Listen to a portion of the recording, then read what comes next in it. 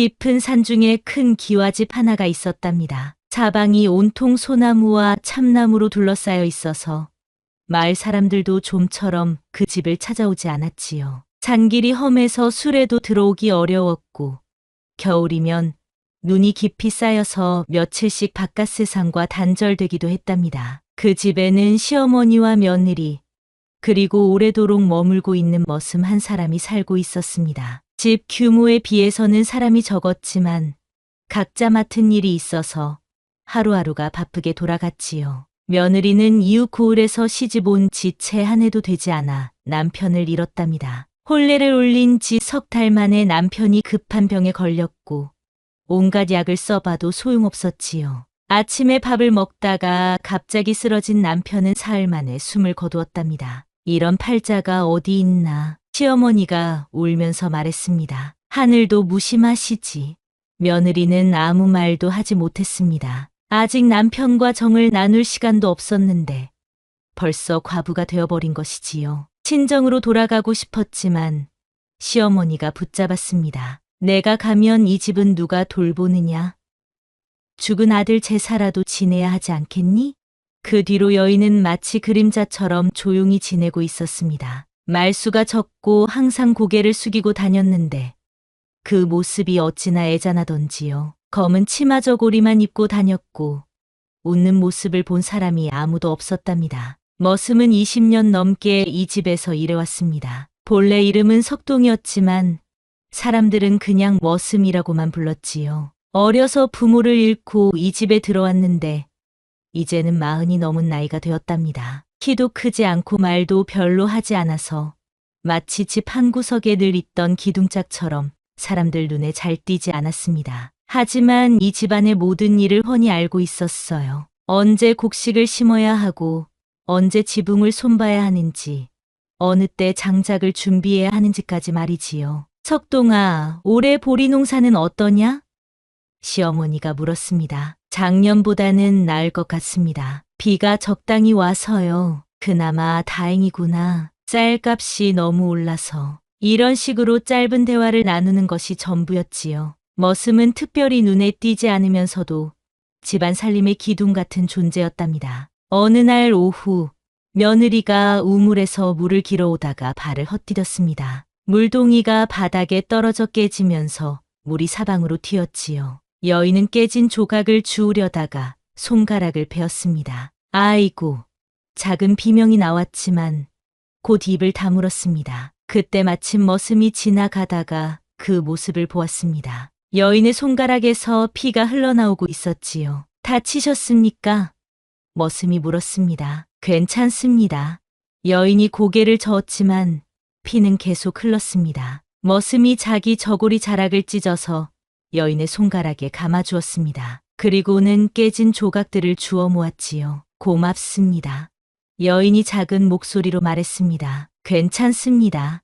새 물동이를 가져다 드리겠소. 그날부터 두 사람 사이에는 묘한 분위기가 흘렀습니다. 서로 말을 많이 나누지는 않았지만 눈빛만으로도 뭔가 통하는 것이 있었지요. 며칠 뒤에는 이런 일도 있었습니다. 여인이 장독대에서 간장 종지를 깨뜨렸는데 시어머니가 나오기 전에 머슴이 몰래 그 조각들을 치우고 새 그릇을 갖다 놓았답니다. 어라, 분명히 깨지는 소리를 들었는데 시어머니가 중얼거렸지만 새 그릇이 놓여 있는 것을 보고는 그냥 돌아갔습니다. 여인은 고개를 살짝 숙여 고마움을 표했지요. 말은 없었지만 그 마음이 머슴에게 전해졌답니다. 그런데 어느 날부터 마을에 이상한 소문이 돌기 시작했습니다. 그 집 여인이 밤마다 외양간에 간다더라. 처음에는 우물가에서 빨래하던 아낙네들이 수군거리는 정도였습니다. 정말이야. 뭐 하러? 글쎄다. 누가 봤다는데. 혹시 누구랑 만나는 거 아닐까? 과부가 그럴 리가 있나?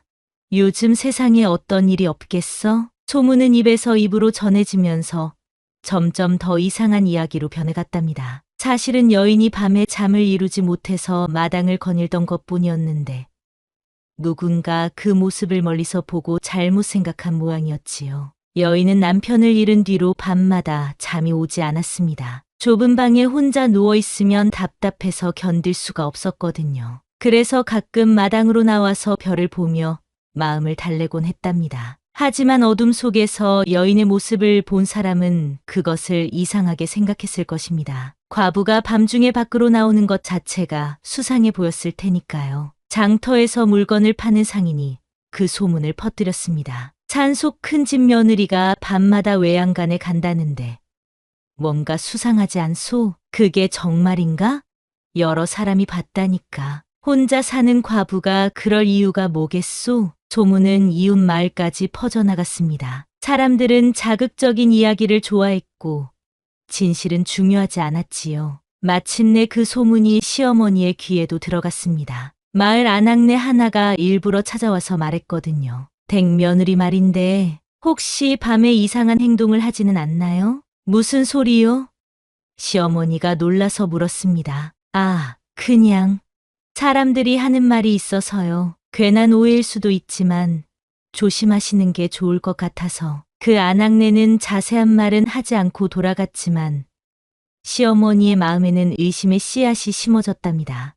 설마 시어머니가 혼잣말로 중얼거렸습니다. 우리 며느리가 그럴 리는 없을 텐데. 하지만 한번 생긴 의심은 쉽게 사라지지 않았습니다. 그날 밤부터 시어머니는 며느리를 유심히 지켜보기 시작했지요. 여인이 화장실에 가거나 물을 마시러 나와도 의심스러운 눈으로 바라보았습니다. 조금이라도 늦게 들어오면 어디 갔다 왔느냐고 물었지요. 밤에 어디 나가지 마라. 네, 어머님. 혹시 누구 만나는 일은 없겠지? 그런 일 없습니다. 여인은 억울했지만 변명할 수도 없었습니다. 사실 자신도 밤에 마당을 거닐었으니까요. 하지만 그것이 나쁜 일이라고는 생각하지 않았답니다. 어느 날 밤, 여인이 또 잠이 오지 않아서 마당으로 나왔습니다. 달빛이 환해서 사방이 훤히 보였지요. 여인은 우물가에 앉아서 하늘의 별을 바라보았습니다. 남편이 저 별 중 하나가 되었을까? 그런 생각을 하며 혼자 울고 있었답니다. 그런데 담장 너머에서 누군가 지켜보고 있었습니다. 마을 사람 중 하나가 호기심에 몰래 와서 엿보고 있었던 것이지요. 역시 소문이 많네. 밤마다 나온다더니. 그 사람은 더 자세히 보려고 담장에 가까이 갔습니다. 그러다가 발을 헛디뎌서 돌에 부딪혔지요. 여인이 소리를 듣고 돌아보았습니다. 하지만 그 사람은 이미 도망간 뒤였습니다. 여인은 무서워서 급히 방으로 들어갔답니다. 다음 날 그 사람이 마을에 가서 또 소문을 퍼뜨렸습니다. 정말로 밤마다 나오더라. 내가 직접 봤으니까 틀림없어. 뭘 하던가? 글쎄, 혼자 앉아서 뭔가 기다리는 것 같던데. 소문은 더욱 과장되어 퍼져나갔습니다. 이제는 여인이 누군가와 미래를 한다는 이야기까지 나돌았지요. 그 무렵 마을 어귀에 방문 하나가 붙었습니다. 누군가 밤중에 몰래 붙여놓은 것 같았지요. 글씨는 이랬습니다. 산속 큰 집의 탐욕스러운 며느리가 시댁 재산을 빼앗으려 한다. 시어머니를 괴롭히고 집안 살림을 함부로 하며 밤마다 외간 남자와 만난다. 사실은 전혀 다른 이야기였습니다. 여인이 시집 올 때 가져온 혼수감 중에 비싼 비단과 은그릇이 있었는데 시어머니가 남편의 병원비라며 몰래 팔아버린 일이 있었거든요. 여인은 그것을 알고도 아무 말 하지 않았는데 오히려 며느리가 나쁜 사람으로 소문이 났답니다. 방문을 본 마을 사람들이 수군거렸습니다. 그 집 며느리가 그런 사람이었나? 겉으로는 얌전해 보이던데 사람 속은 모르는 거야. 과부가 벌써 딴 남자를 만난다니. 이 소문이 시어머니의 귀에도 들어갔습니다. 아까 그 아낙네가 다시 찾아와서 방문 이야기를 해준 것이지요. 이제 보니 내 정체가 드러나는구나. 시어머니가 화를 내며 말했습니다. 어머님, 무슨 말씀이신지. 방문까지 붙었는데 아직도 모르겠느냐? 내가 뭘 했는지 다 알려졌다. 여인은 그제야 무슨 일인지 알았지만 변명할 기회조차 주어지지 않았답니다. 저는 그런 일 한 적 없습니다. 그럼 밤마다 밖으로 나가는 건 뭐냐? 그건 잠이 오지 않아서. 거짓말하지 마라. 누구와 만나는 거냐? 시어머니는 화가 나서 여인의 뺨을 때렸습니다. 여인은 울면서 무릎을 꿇었지요. 그날부터 여인은 밤에 나가는 것이 금지되었습니다. 시어머니가 방문을 걸어 잠그고 아침이 되어야 열어주었지요. 어느 날 밤, 여인이 친정에 편지를 쓰고 있었습니다. 너무 힘든 상황을 더 이상 혼자 감당하기 어려워서였지요. 촛불 아래에서 조심스럽게 붓을 들고 있었답니다. 친정 아버지께 딸이 이곳에서 지내기가 너무 어렵습니다. 시어머니께서는 저를 의심하시고 마을 사람들도 좋지 않게 봅니다. 어찌하면 좋을지. 그런데 갑자기 문이 열렸습니다. 시어머니가 들어온 것이지요. 감히 남의 집 일을 밖으로 알리려 하느냐. 시어머니가 편지를 낚아채고는 불에 던져버렸습니다. 어머님, 제발 말하지 말라고 했거늘 이제는 친정까지 끌어들이려 하느냐? 시어머니는 여인을 끌고 밖으로 나갔습니다. 그리고는 곧장 외양간으로 향했지요. 내가 밤마다 여기서 뭘 하는지 모르겠으니 아예 여기서 지내거라. 어머님, 저는 정말 그만 말 대꾸 하지 마.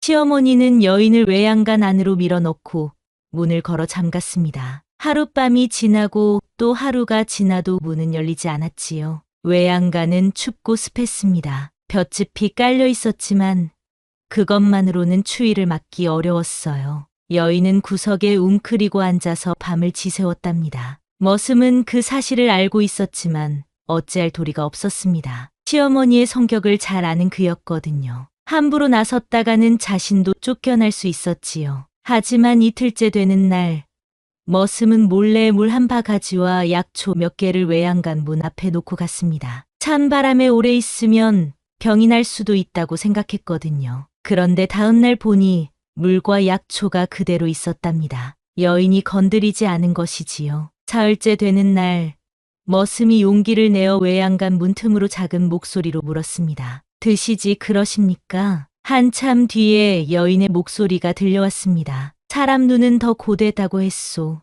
머슴은 그 말뜻을 알 수 있었습니다. 여인은 누군가의 도움을 받는 것조차 부담스러워했던 거지요. 사람들이 자신을 어떻게 생각할까 봐 두려워하고 있었답니다. 그 무렵 집안 하인들 사이에서도 소문이 돌기 시작했습니다. 며느리가 외양간에 갇혔다더라. 왜?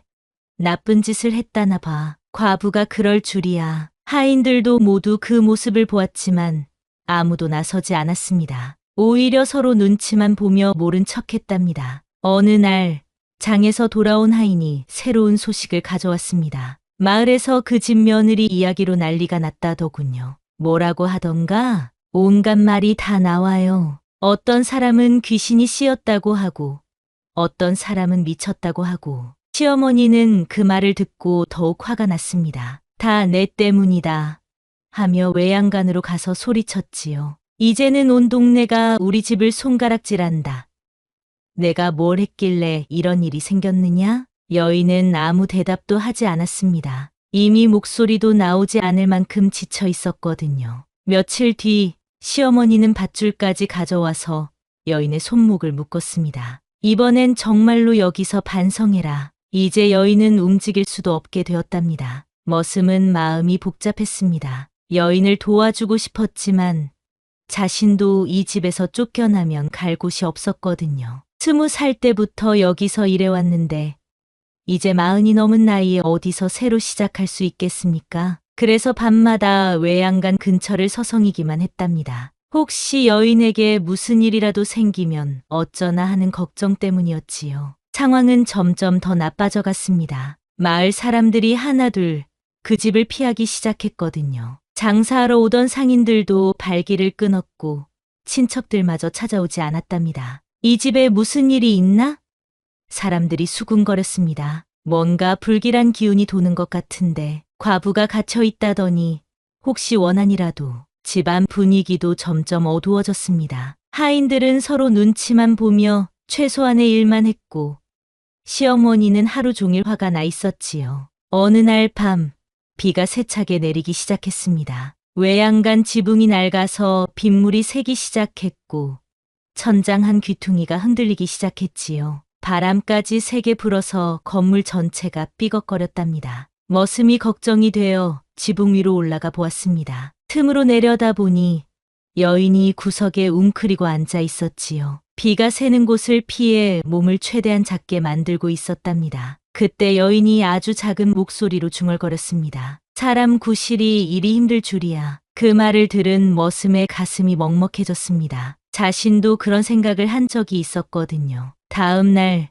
비는 그쳤지만 날씨는 더욱 추워졌습니다. 머슴이 외양간 근처에서 일하다가 보니 안에서 기침 소리가 들려왔습니다. 여인이 감기에 걸린 모양이었지요. 위기는 물리적으로도 닥쳐왔습니다. 폭우로 외양간 천장이 무너지기 시작한 것이지요. 낡은 석가래가 빗물에 젖어서 처지고 기와 몇 장이 떨어져 나갔답니다. 위험해. 머슴이 소리쳤지만 문이 잠겨 있어서 여인을 꺼낼 수 없었습니다. 그날 밤 천장 한 귀퉁이가 완전히 무너져 내렸습니다. 다행히 여인이 있던 곳은 아니었지만 언제 더 무너질지 모르는 상황이었지요. 저녁이 되자 머슴은 결심을 했습니다. 더 이상 이런 상황을 지켜만 볼 수는 없었어요. 칼 하나와 두꺼운 외투를 가지고 외양간으로 갔답니다. 사방을 둘러보니 아무도 없었습니다. 시어머니는 방에서 잠들었고 하인들도 모두 자리에 있었지요. 머슴은 조심스럽게 문을 열고 들어갔습니다. 누구십니까? 여인이 떨리는 목소리로 물었습니다. 저입니다.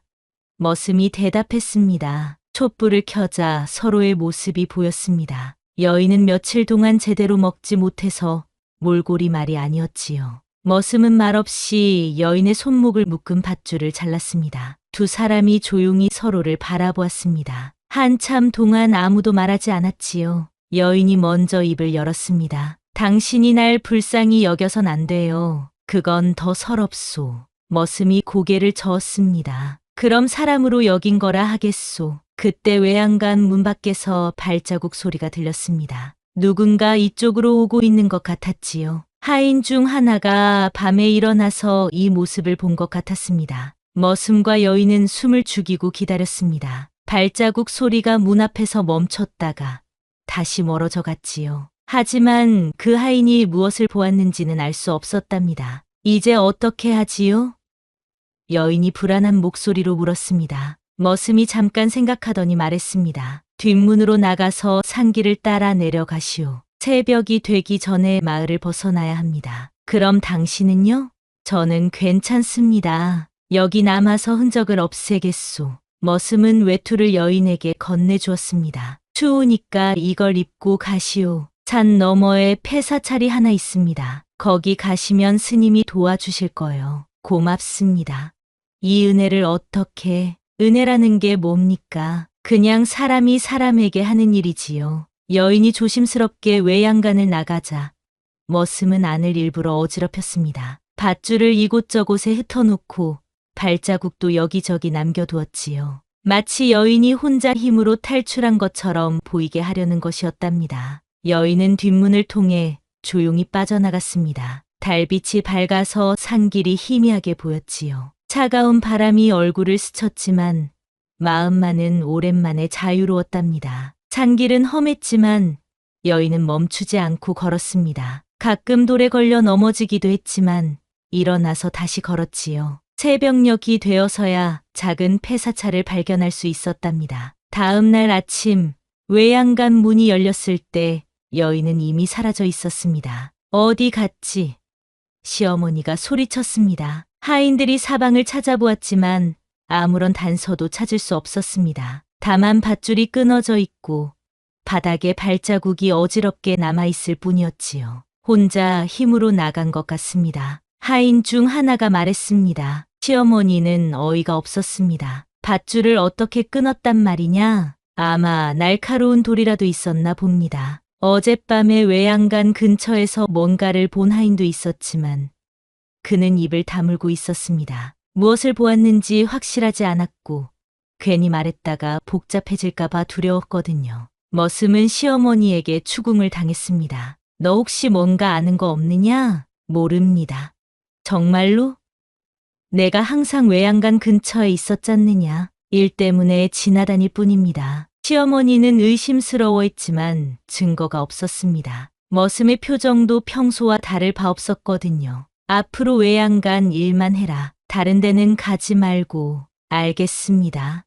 결국 머슴은 외양간에서만 일하게 되었답니다. 사실 그것도 나쁘지 않았어요. 여인이 있던 자리를 정리하면서 그녀가 무사히 도망쳤기를 바랄 수 있었거든요. 며칠이 지나자 마을에 또 다른 소문이 돌기 시작했습니다. 그 집 며느리가 사라졌다더라. 정말? 어디로?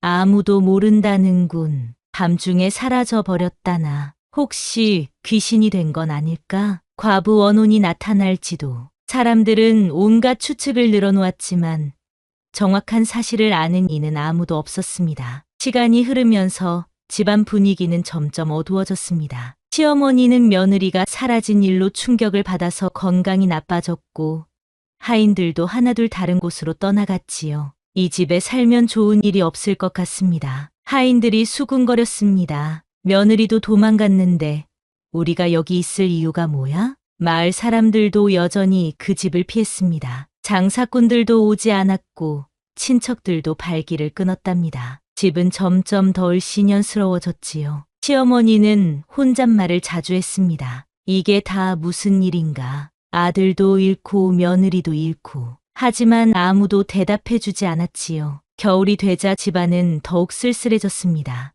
눈이 깊이 쌓여서 바깥 세상과 완전히 단절되었고 하인들도 모두 떠나고 시어머니와 머슴만 남았답니다. 척동아, 이제 우리 둘뿐이구나. 시어머니가 말했습니다. 그렇습니다.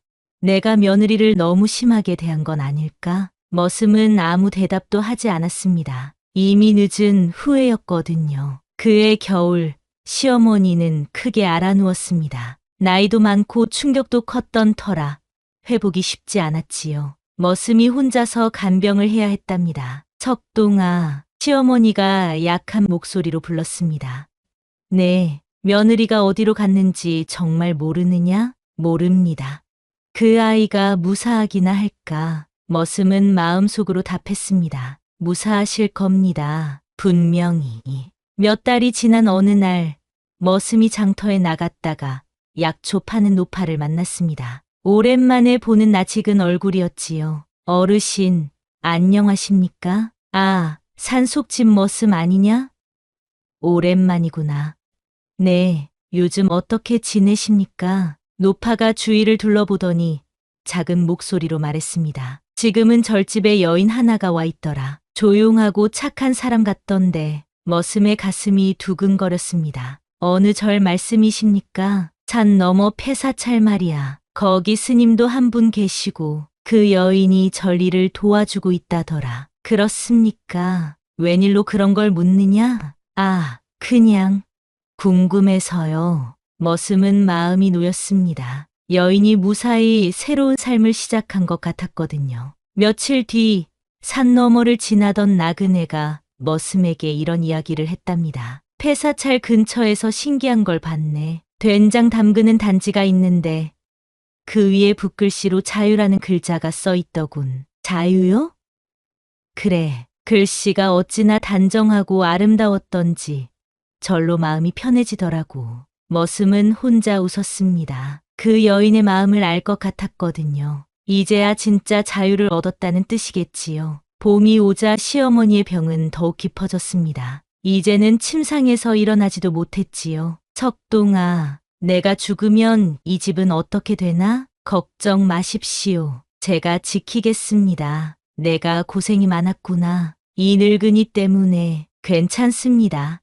시어머니는 며칠 뒤 조용히 세상을 떠났습니다. 머슴은 혼자서 장례를 치렀지요. 마을 사람들도 몇 명 와주었지만 예전 같지는 않았답니다. 이제 큰 집에는 머슴 혼자만 남았습니다. 너무 넓은 집에 혼자 있으니 쓸쓸했지만 나름대로 평화로웠지요. 어느 날 오후 머슴은 산에서 묵묵히 나무를 베고 있었습니다. 잠깐 일손을 멈추고 하늘을 올려다보니 하얀 구름이 천천히 흘러가고 있었지요. 그 모습이 어찌나 평화로워 보이던지요. 새들이 지저귀고 바람이 나무잎을 흔들고 세상은 여전히 아름다웠습니다. 머슴은 다시 나무를 베기 시작했답니다. 묵묵히 그리고 성실하게. 가끔 장터에 나가면 폐사찰 소식을 들을 수 있었습니다. 그곳에 머물고 있는 여인이 스님을 도와서 절일을 하고 있고 마을 사람들도 그녀를 좋게 본다는 이야기였지요. 그 여인이 만든 된장이 맛있다더라. 글씨도 잘 쓴다고 하고 조용하고 차분한 사람 같던데 머슴은 그런 이야기를 들을 때마다